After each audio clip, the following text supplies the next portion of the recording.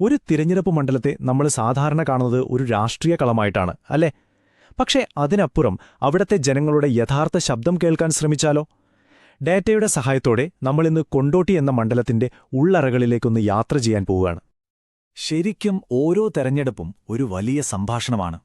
പക്ഷെ പലപ്പോഴും നമ്മൾ കേൾക്കുന്നത് രാഷ്ട്രീയ പാർട്ടികളുടെ ശബ്ദങ്ങൾ മാത്രമാണ്. ജനങ്ങൾ യഥാർത്ഥത്തിൽ എന്താണ് പറയുന്നത്, അവരുടെ ആവശ്യങ്ങൾ, ആശങ്കകൾ, അതൊക്കെ നമ്മൾ ശ്രദ്ധിക്കുന്നുണ്ടോ? അപ്പോൾ നമ്മുടെ ഈ വിശകലനത്തിനായി നമ്മൾ പോകുന്നത് മലപ്പുറം ജില്ലയിലേക്കാണ്. ഗ്രാമവും നഗരവും ഇടകലർന്ന മലബാറിന്റെ രാഷ്ട്രീയത്തിൽ എപ്പോഴും നിർണായകമാകുന്ന കൊണ്ടോട്ടി എന്ന മണ്ഡലത്തിലേക്കാണ് നമ്മുടെ ശ്രദ്ധ. ഏതൊരു സ്ഥലത്തെയും മനസ്സിലാക്കാൻ ആദ്യം അവിടുത്തെ മനുഷ്യരെക്കുറിച്ചും അവരുടെ ജീവിത സാഹചര്യങ്ങളെക്കുറിച്ചും അറിയണം.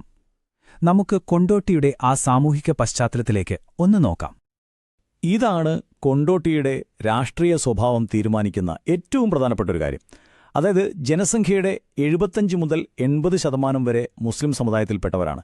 സ്വാഭാവികമായും ഇതാണ് ഇവിടുത്തെ രാഷ്ട്രീയത്തിന്റെ പ്രധാന അടിത്തറ.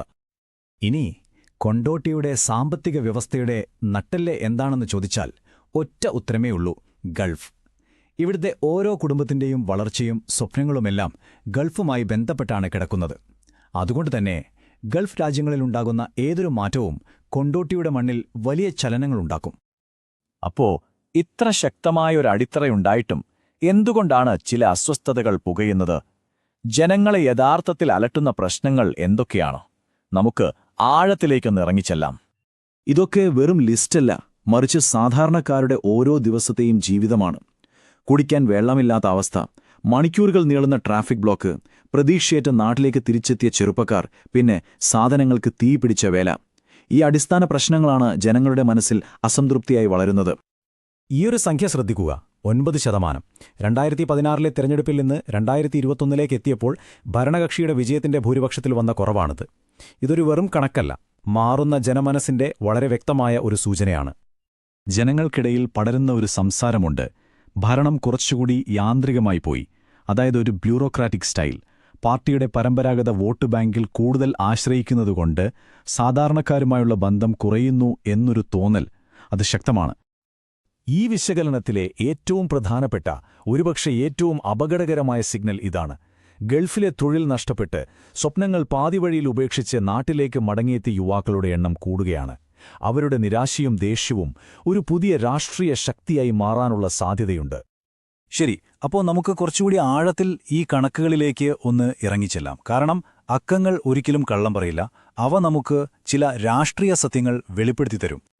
ഇവിടെ നോക്കൂ, 2016 വോട്ട് വിഹിതം 52% മുകളിലെത്തി. അതൊരു വലിയ മുന്നേറ്റമായിരുന്നു. എന്നാൽ 2021 എത്തിയപ്പോഴോ ആ മുന്നേറ്റം നിലനിർത്താൻ കഴിഞ്ഞില്ല. വോട്ട് വിഹിതം വീണ്ടും 50% താഴ്ന്നു. ഇതൊരു ചെറിയ മാറ്റമായി കാണാമോ, അതോ വോട്ട് ബാങ്കിൽ ഒരു ചോർച്ച സംഭവിക്കുന്നു എന്നതിന് സൂചനയാണോ? ഇവിടെ നമുക്ക് 2 ചിത്രങ്ങൾ കാണാം.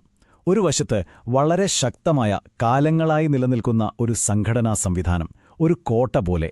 മറുവശത്തോ ഈ കോട്ടയിലെ വിള്ളലുകൾ മുതലെടുത്ത് ജനങ്ങളുടെ ദൈനംദിന പ്രശ്നങ്ങൾ ഉയർത്തിക്കാട്ടി വളരാൻ ശ്രമിക്കുന്ന പ്രതിപക്ഷം.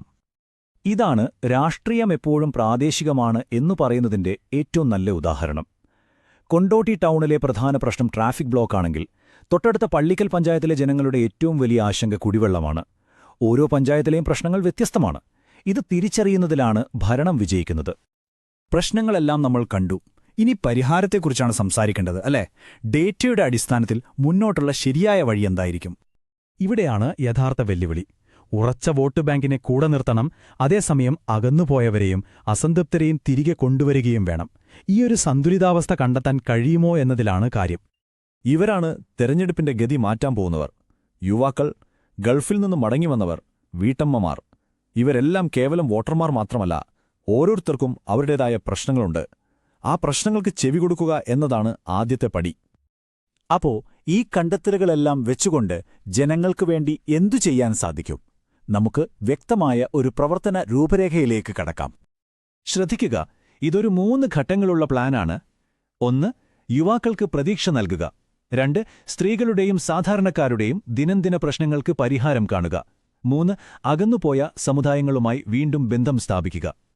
ഇതൊന്നും വെറും പ്രഖ്യാപനങ്ങളല്ല, ആളുകൾക്ക് നേരിട്ട് കാണാനും അനുഭവിക്കാനും പറ്റുന്ന കാര്യങ്ങളാണ്. വർഷങ്ങളായി മുടങ്ങിക്കിടക്കുന്ന ഒരു റോഡ് പൂർത്തിയാകുമ്പോൾ, പൈപ്പിൽ വെള്ളം വരുമ്പോൾ ജനങ്ങൾക്ക് ഭരണത്തിലുള്ള വിശ്വാസം തിരികെ വരും. അപ്പോൾ ഈ വിശകലനത്തിൽ നിന്നെല്ലാം നമ്മൾ മനസ്സിലാക്കേണ്ട ഒരു പ്രധാന പാഠമുണ്ട്. തെരഞ്ഞെടുപ്പുകളിലെ വിജയം വലിയ വാഗ്ദാനങ്ങളിലല്ല, മറിച്ച് ജനങ്ങളുടെ ചെറിയ ദൈനംദിന ജീവിതത്തിലെ പ്രശ്നങ്ങൾ പരിഹരിക്കുന്നതിലാണ്. അതാണ് യഥാർത്ഥ ജനാധിപത്യം.